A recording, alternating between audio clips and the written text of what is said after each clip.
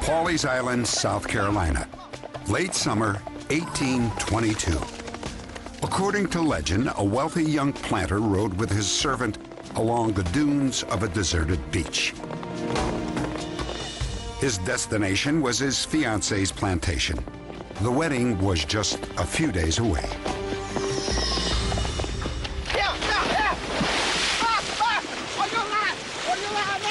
By the time he could be pulled out of the marsh, it was too late. The young man was dead. At the plantation, the bride-to-be heard the tragic news. Rachel. Yes, Papa? It's James. He was riding and he fell in the marsh. He died in the fall.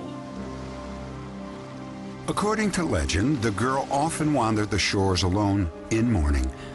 One day she noticed a shadowy figure standing on the beach.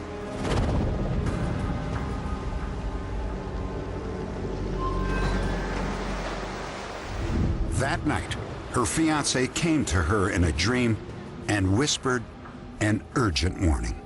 Flee the island. The wind is coming. The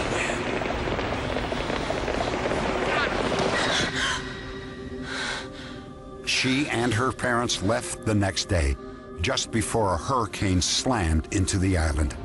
The girl, her family, and even their plantation were spared.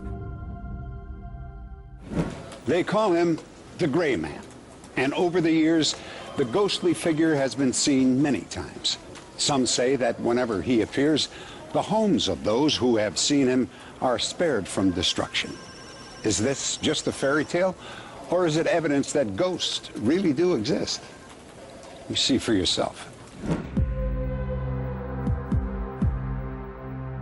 Through the years, there have been numbers of different stories, often in the newspaper after a storm.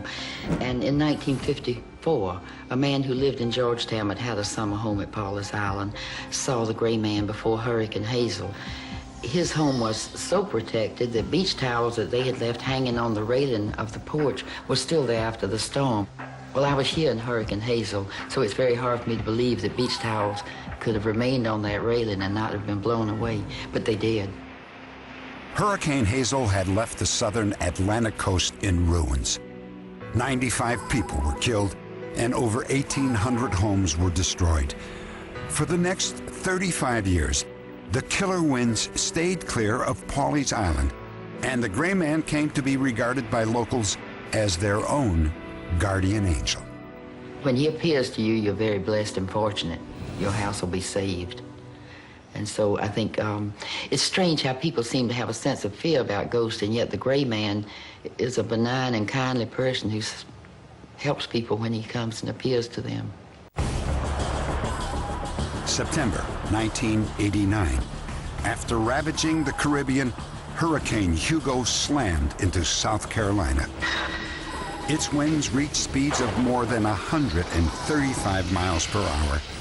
Thousands were forced to leave from their homes. In South Carolina alone, there was close to $5 billion worth of damage. Over 9,000 homes were destroyed. Pawleys Island was especially hard hit. It practically destroyed Pawleys Island. It destroyed 14 houses in our section. Ours was left standing. As we went in, I was so happy to find everything just like I had left it. The papers that we had on the counter were still there, even though the front door had blown open. There was no evidence of any water or anything inside, and the house was intact. Even the little pictures and things were still on the refrigerator. They weren't even blown off. Jim and Claire recalled a haunting encounter that occurred 2 days before Hugo struck. We were taking a walk late in the afternoon, which we usually do. And you see so many people walking on the beach at this time of the day. That particular afternoon, we only saw the one. And he was coming directly toward us. When I got within speaking distance, I decided, well, you always speak to people, whether you know them or not, so I raised my hand to say hi, or beautiful evening, or beautiful night, or whatever, and he disappeared. Where'd he go? I don't know how to explain it, because an eerie thing like that, you know, but of course I didn't worry too much about it, because I said, well, I was just seeing things, but I'm sure that he was there, and when I started to speak, he wasn't there, so. I didn't know it was a gray man. I just thought it was someone on the beach until he disappeared. I can't explain our good fortune except through the presence of the gray man and the Lord, of course, who may have used the gray man. I can't think of any way that you could rationalize the saving of our house, except it had to be a miracle. I never did believe too much in ghosts. I have changed my outlook.